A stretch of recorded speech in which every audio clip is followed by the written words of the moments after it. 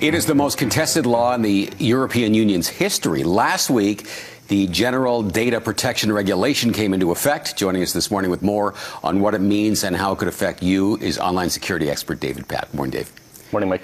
Just reading in the notes that you provided me, apparently this GDPR, as it's known, more Google searches than Beyonce. So this is upsetting a lot of people, or at least they're making a lot of people interested. What is the hype, sir? What exactly is this GDPR? Basically, it's like our privacy laws that we have here in Canada, but it's the European Union's version, and it reaches beyond the EU. So the idea is to protect consumers and to go after companies that abuse taking proper precautions of, safeguarding people's data that they're dealing with. But the interesting thing about that is their tentacles can reach out to companies here in Canada and go after us for penalties, and they're very steep, if they feel that we are not taking precautions on the data that we have access to of residents of the EU. So it does affect people in Canada to a certain extent. Most of us were just annoyed because we're getting all those emails about all these companies updating their privacy policies. But who are we getting these emails from? What companies are these? Everybody online. I mean, if you're even if they're not European based. Correct. Because they have to. I mean, honestly, this is actually a good thing that everybody does this. It's probably about time. And what it's done is it's exposed some things with Facebook and, Google and LinkedIn, and they're all sending all these out, but they're making it easier for you to see what your privacy settings are on their platforms. I think that's actually the good aspect of this. So did this all start with what happened with Facebook? Because as soon as this Facebook thing happened, I mean, the whole world just boom. It feels very coincidental, but this framework has been in the works since April of 2016. So it's been a couple of years in the making. So what should we do when we get one of these emails then? Is it something we should look into and actually check the settings, or should we ignore it, or what does it mean?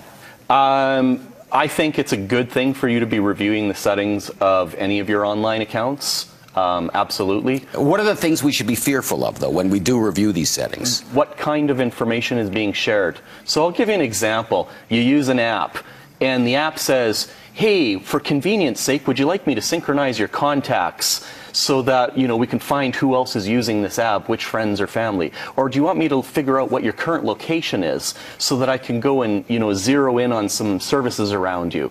You're actually giving them access to all of that information to the company who's requested it or the app. That's what the concern is of the EU, is then what happens? And that's the whole, Cambridge Analytica thing. I see. So where are we going with this? What's the future for this? I think the future is that people need to be more aware of what kind of data is being shared online. Companies need to be careful that they're taking precautions to secure it. And, essentially we're trying to create a safer world, which is kind of funny because Mark Zuckerberg, right from the beginning, has said, there's no, most things are going to be public eventually. There's no such thing as privacy online. And we're starting to feel those effects, but the EU is really trying to clamp down with this GDPR.